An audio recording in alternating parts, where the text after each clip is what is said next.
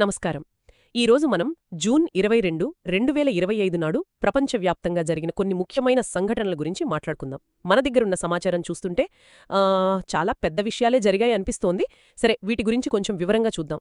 ముందుగా అందరి దృష్టిని ఆకర్షించిన విషయం అమెరికా ఇరాన్పై చేసిన సైనిక చర్య. B-2 స్టెల్త్ బాంబర్లతో ఫోర్డో, నతాంజ్, ఇస్ఫహాన్ లాంటి కీలక అణు కేంద్రాలపై దాడులు చేశారు. ఆపరేషన్ మిడ్నైట్ హ్యామర్ అని పేరు పెట్టారంటేనే దాని తీవ్రత అర్థమవుతోంది. ఇది ఇరాన్-ఇజ్రాయెల్ మధ్య పరిస్థితిని మరింత ఉద్రిక్తంగా మార్చేసింది కదా. అవునవును, చాలా తీవ్రమైన చర్య అది. మీరు చెప్పినట్లు ఆ పేర్లోనే విషయం ఉంది. ఫోర్డో అంటే అది బాగా భూగర్భంలో ఉండే కేంద్రం. నతాంజ్లో యురేనియం శుద్ధి చేస్తారు. అలాంటి చోట్ల దాడి జరిగిందంటే దాని ప్రభావం వెంటనే చూశాం. అవును, వెంటనే ఇరాన్ స్పందించింది కదా. క్షణమాలస్యం చేయలేదు. ఇజ్రాయెల్పై క్షిపణులు ప్రయోగించారు. టెలవీవ్లో నష్టం వాటిల్లింది. ప్రాణ నష్టం కూడా నమోదైంది. అంతేకాదు, ఇరాన్ ఇంకాస్త ముందుకు వెళ్లి ఆ ప్రాంతంలోని అమెరికా స్థావరాలను టార్గెట్ చేస్తామని, అవసరమైతే హార్ముజ్ జలసంధిని మూసేస్తామని కూడా గట్టిగా హెచ్చరించింది. హార్ముజ్ జలసంధి మూసివేత అంటే అది ప్రపంచ వాణిజ్యానికి, ముఖ్యంగా చమురు రవాణాకు పెద్ద దెబ్బ కదా. దాని ఎఫెక్ట్ వెంటనే మార్కెట్ల మీద పడి ఉంటుంది. ఖచ్చితంగా. ఆ వార్త రాగానే ప్రపంచ చమురు మార్కెట్లు అప్రమత్తమయ్యాయి. బ్రెంట్ క్రూడ్ ఆయిల్ ధర, అంటే మనం చమురు ధరలకు వాడే ముఖ్యమైన బెంచ్ మార్క్, ఒక్కసారిగా 2% పైగా పెరిగింది. బ్యారెల్కు సుమారు $78.5కు చేరింది. అలాగే అమెరికా స్టాక్ మార్కెట్ ఫ్యూచర్లు కూడా తగ్గాయి. సహజమే కదా, ఇలాంటి అనిశ్చితి ఉంటే మార్కెట్లు నెగటివ్గా రియాక్ట్ అవుతాయి. ప్రపంచ నాయకుల స్పందన ఎలా ఉంది? ఆందోళన వ్యక్తం చేశారు. ఐక్యరాజ్యసమితి సెక్రటరీ జనరల్ యాంటోనియో గుటెరెస్ లాంటి వాళ్లు ఇది చాలా ప్రమాదకరమని, అణువస్త్ర వ్యాప్తి నిరోధానికి ఇబ్బంది కలుగుతుందని హెచ్చరించారు. అంటే ఒక ప్రాంతీయ సంఘర్షణ ప్రపంచ భద్రతను ఎలా ప్రభావితం చేస్తోందో దీన్ని బట్టి అర్థం చేసుకోవచ్చు. నిజమే.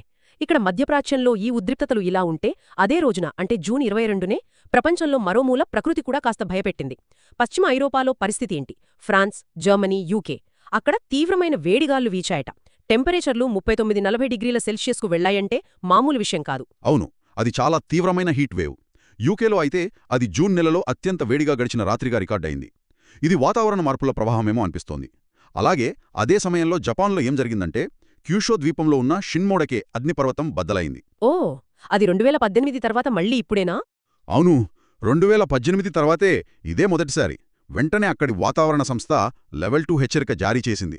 అంటే అగ్నిపర్వతం దగ్గరకు వెళ్లొద్దని సూచన అన్నమాట. చూడండి, ఒకవైపు మనుషులు సృష్టించిన యుద్ధ వాతావరణం, మరోవైపు ప్రకృతి వైపరీత్యాలు, రెండూ ఒకే రోజు. నిజమే.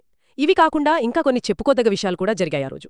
సైన్స్ పరంగా చూస్తే లండన్లో ఉన్న గ్రీన్విచ్ రాయల్ అబ్జర్వేటరీ ఉంది కదా. ప్రైమ్ మెరిడియన్ దగ్గర ఉండేది. అదే 350 ఏళ్లు పూర్తి చేసుకుంది. అంటే ఆలోచించండి, 350 సంవత్సరాల ఖగోళ శాస్త్ర చరిత్రకు గుర్తు అది. పెద్ద మైలురాయి కదూ. చాలా పెద్ద విషయం అది. శాస్త్ర సాంకేతిక రంగాలకు స్ఫూర్తి. మరి అంతర్జాతీయ రాజకీయాల్లో కూడా కదలిక ఉంది. నెదర్లాండ్స్లోని హేగ్లో నాటో శిఖరాగ్ర సమావేశం జరగాల్సింది కదా, జూన్ 24-25 తేదీల్లో. దానికి నాయకులు అప్పుడే చేరుకోవడం మొదలుపెట్టారు. అంటే రక్షణ వ్యయం, వ్యూహాత్మక నిర్ణయాలు, వీటిపై చర్చలు జరగనున్నాయి. అవును, ముఖ్యమైన చర్చలు. ఇంకో ఆసక్తికరమైన విషయం ఏంటంటే, ఆస్ట్రేలియాలో వాళ్ల పైన్ గ్యాప్ నిఘా కేంద్రం ఉంది కదా, అమెరికాతో కలిసి నిర్వహిస్తారు. అవును, చాలా కీలకమైనది. ఆ కేంద్రం అమెరికా ఇరాన్పై చేసిన దాడులకు ఏమైనా సమాచారం అందించిందా అనే దానిపై ఆస్ట్రేలియాలో పెద్ద చర్చే నడిచిందా రోజు. అంటే అంతర్గతంగా కూడా దీని ప్రభావం ఉందన్నమాట. ఇన్ని అంతర్జాతీయ, రాజకీయ, పర్యావరణ విషయాలు జరుగుతుంటే అదే రోజు ఫ్రాన్స్లో ఒక విషాదకర సంఘటన కూడా జరిగింది. గాల్ట్ అనే పట్టణంలో ఒక పెళ్లి వేడుకలో కాల్పులు. అవును, చాలా దురదృష్టకరం. ఆ దాడిలో పెళ్లికూతురుతో సహా 2 చనిపోయారట. ఊహించలేని విషాదమది. నిజమే.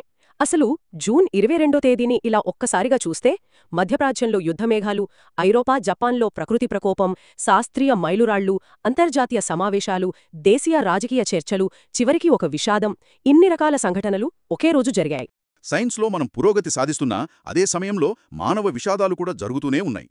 అంటే ఈ రోజు జరిగిన ఈ సంఘటనలన్నీ మనకి ఏం చెబుతున్నాయి? ఇంత సంక్లిష్టంగా, వేగంగా మారిపోతున్న ఈ ప్రపంచంలో ఇన్ని రకాల సమాచారాన్ని, సంఘటనలను మనం ఎలా అర్థం చేసుకోవాలి? ఒక సంఘటనకు మరో సంఘటనకు మధ్య ఉన్న సంబంధమేంటి? బహుశా ఈ ప్రశ్నతోనే మనం ఈరోజు ఈ విశ్లేషణను ముగిద్దాం. వినేవాళ్లు దీని గురించి ఆలోచించడానికి ఇది మంచి పాయింటేమో.